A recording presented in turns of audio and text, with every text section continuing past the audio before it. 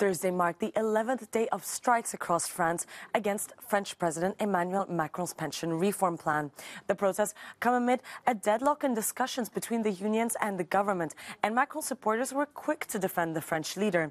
Recently, Stéphane Vogetta, an MP for French citizens living abroad and part of the president's Renaissance Party, well, he tweeted this graphic published in the French business magazine Capital, and the illustration compares the pensions of the last three French presidents. We have Emmanuel Macron, François Hollande and Nicolas Sarkozy.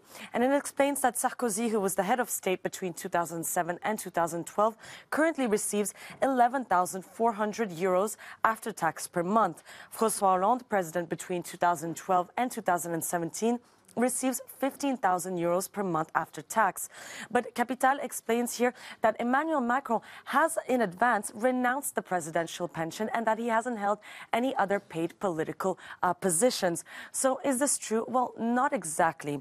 What's true is that in 2019, Macron wanted to reform the pension plan towards a points-based system. So his entourage told the French newspaper Le Parisien that the head of state will give up his very generous presidential retirement plan.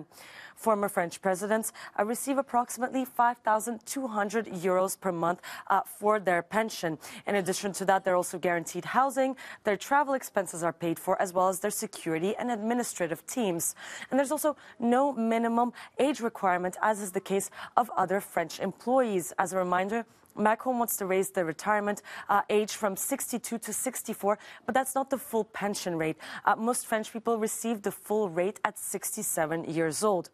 And in addition to that, most ex-presidents will receive more than the 5,200 euros per month because all the pensions of their other paid political positions are added on top of that. So, for example, if before becoming president, they were also an MP and a mayor, well, the pensions of these two mandates are also added on top of that, which explains why, for example, François Hollande and Nicolas Sarkozy have higher retirement rates. But the issue is that more than 3 years after Macron's promise of getting rid of the special presidential pension, well, nothing concrete has been done. The French business newspaper L'Opinion reminds us that no measure in the new pension reform plan mentions the president's retirement system. So Emmanuel Macron's promise of giving up his presidential pension remains, well, still only just a promise.